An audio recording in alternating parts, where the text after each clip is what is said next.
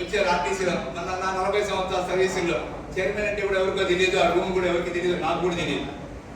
అలాంటి పరిస్థితుల్లో ఆర్టీసీని ఈరోజు అన్నగారు వచ్చిన తర్వాత ఆర్టీసీ కుటుంబాలకు ఎవరికైనా ఇబ్బంది జరిగినప్పటికీ, ఏదైనా ఇబ్బంది జరిగినా పోయి పలకరించడం కానీ ముచ్చరించడం కానీ ఇప్పటివరకు నేను ఎక్కడ చూడలేదు. ఇది మన వల్లే సాధ్యమైంది. ముఖ్యంగా ఈరోజు పదవి విరమణ చేస్తున్నటువంటి ముఖ్యంగా వాళ్ళ వెనక వాళ్ళ శ్రీమతుల హస్తం చాలా ఉంది. ఇంట్లో శ్రీమతుల హస్తం లేకపోతే మనం ఈరోజు ఈ ఉద్యోగం చేయలేము. వాళ్ళ తోడ్పాటు చాలా అవసరం.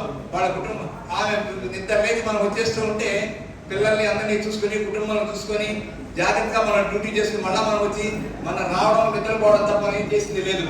మేము కూడా అంతే. ఇంట్లో ఆడవాళ్ళ శ్రీమతుల యొక్క సహాయం ఎంతో తోడ్పాటు ఉంది.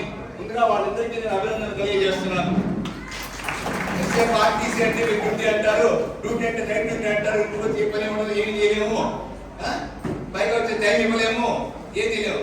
ఇక్కడన్నా కూడా మీరు పదవి విరమణ చేస్తారు కాబట్టి విశ్రాంతిగా ఆహ్లాదంగా ఉంటారని ఆశిస్తూ, ముఖ్యంగా ఈరోజు ఈ కార్యక్రమానికి విచ్చేసినటువంటి గౌరవనీయులు మా సురేష్ అన్న గారికి, వేదిక విచ్చేసిన మిగతా అందరికీ కూడా ధన్యవాదాలు తెలియజేస్తూ, ఈ కార్యక్రమానికి మిగతా రీజనల్ సెక్రటరీ చిన్నయ్య గారిని, అదేవిధంగా ఈ సమావేశానికి ముఖ్యంగా విచ్చేసిన సురేష్ రెడ్డి గారిని, చైర్మన్ గారిని మాట్లాడాల్సిందిగా కోరుచున్నాను.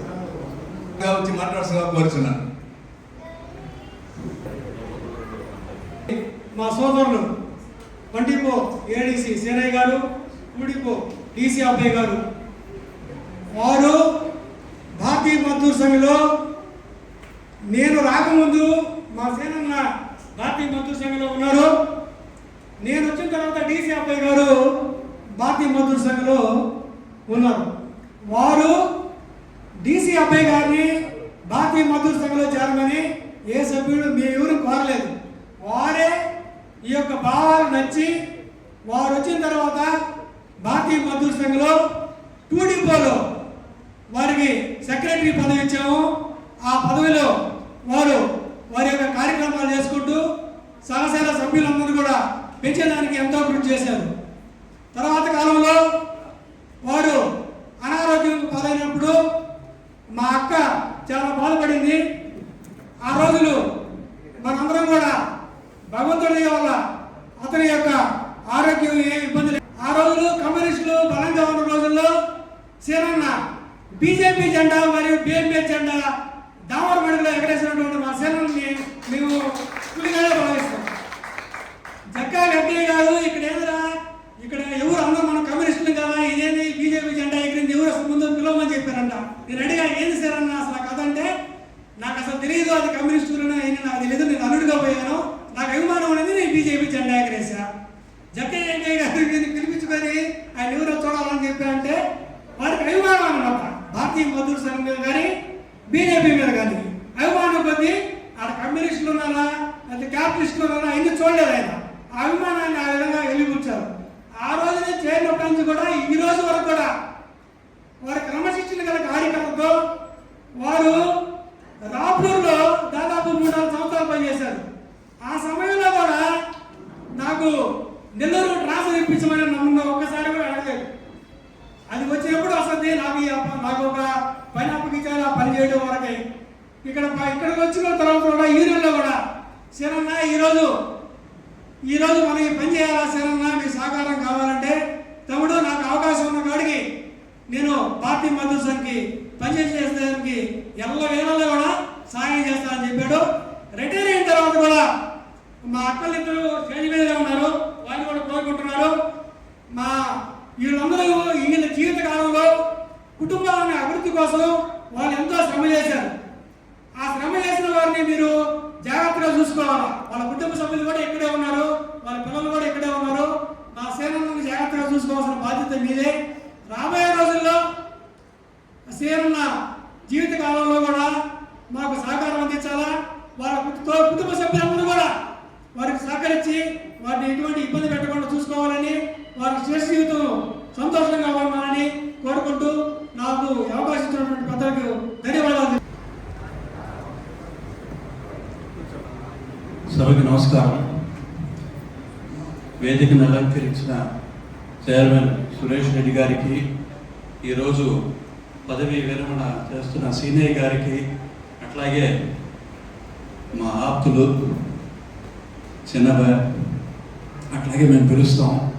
నా చిన్నప్పుడు ఫస్ట్ నాకు డ్రైవింగ్ నేర్పించింది ఆయనే.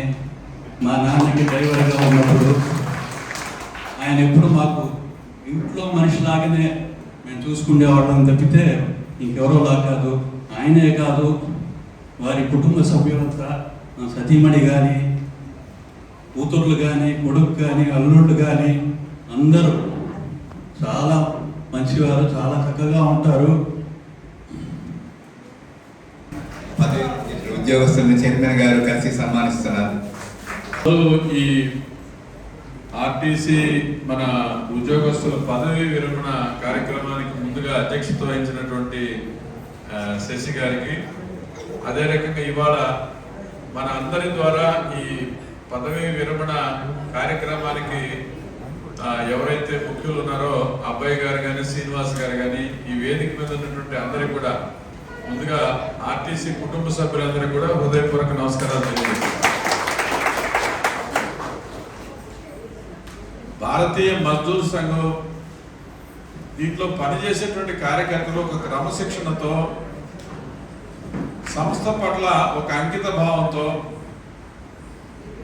పనిచేస్తారనేటువంటిది మనం అనేక సార్లు వింటుంటాం. ప్రత్యక్షంగా వీళ్ళు ఈరోజు మన అబ్బాయి గురించి, అదే రకంగా శ్రీనివాస్ గురించి మనం నేరుగా అసలు కమ్యూనిస్టు పార్టీకి ఉద్దండులైనటువంటి మధుసూదన్ శాస్త్రి కొడుకు చంద్రశేఖర్ డాక్టర్ గారే వచ్చి చెప్పడం అనేటువంటిది ఇంతకంటే సంతోషకరమైన విషయం మరొకటి లేదు.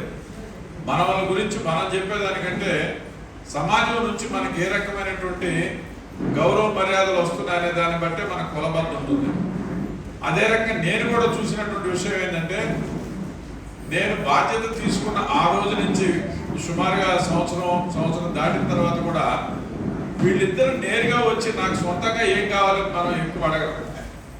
మొత్తం మీద బిఎంఎస్ సంస్థకు సంబంధించినటువంటి ఎవరు కూడా ఈ రోజు కూడా నాకు తెలిసి ఫలాన్ని నాకు కావాలా అనే ప్రత్యేకించి మీరు చైర్మన్ గారు మాకు ఇదే కావాలనే ఉండదు, తక్కువ ఉంటుంది. మన సొంత కష్టం పైన ఒక నీతిగా, నిజాయితీగా, ఒక దేశం కోసం, మన సంస్థ కోసం మనకు ఉద్యోగం ఇచ్చినటువంటి ఆ యొక్క గురుతర బాధ్యత ఏదైతే ఉందో అది నిర్వర్తించుకుంటూ పోతూనే ఉంటారు.